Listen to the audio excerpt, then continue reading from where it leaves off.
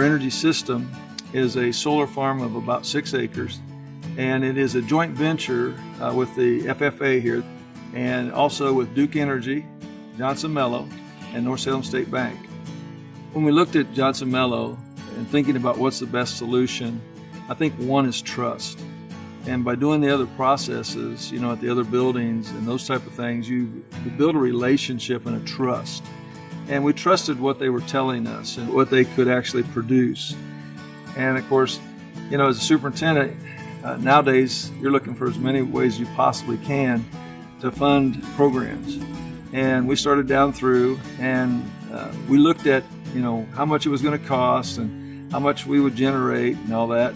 We just felt like it was something that would make our school corporation unique, show people that we're, trying to be kind of inventive at what we're doing, and also very progressive.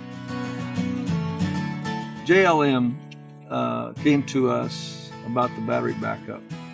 When we first started down through this, it was just going to be solar farm, going right to the school, saving zero net, zero metering. But what people don't understand is we were going to generate, if you can say this, too much electricity, and what were you going to do with it?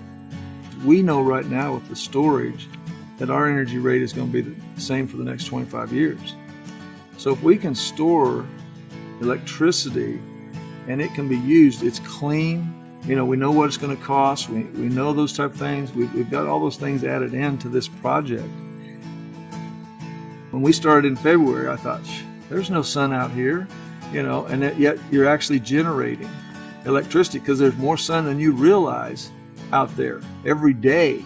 Well, when you start viewing that and seeing, how much you're generating per day, and even on a cloudy day, you're still generating electricity because the sun is coming through and it's getting on these panels.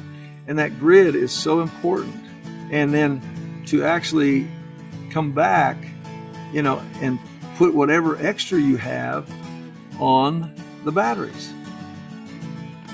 I think the other thing that it happens to be is there's an interest in our community. Okay, this land was donated by our FFA back on the back part of our property. Teachers, our teachers, science teachers, if I'm a science teacher, I'm excited because, hey, I can figure out how much energy is being created, and we're doing that in some of our classes.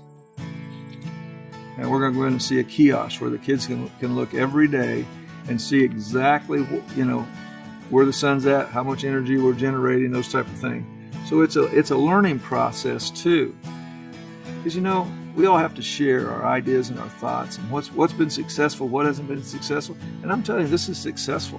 It's working. They've estimated we're going to make $8 million in 20 years for our corporation. By the way it's working right now, I see it as being more than that. I'm 65 years old. I would have never guessed that I would be standing here today talking to you about a solar farm. I always thought there was enough natural gas and we'd build these power plants and all this kind of stuff, and I wouldn't have to worry about it. But I have 3.5-year-old twins. My daughter does. And I want to make sure that they have clean air, clean energy, and I want them to be able to, not have to worry about, is there going to be enough electricity to go around, enough clean water, enough clean energy. Wouldn't you want your children to have that opportunity? I want mine. I want the children for North Putnam and the families for North Putnam to have that opportunity, and we're just here to share.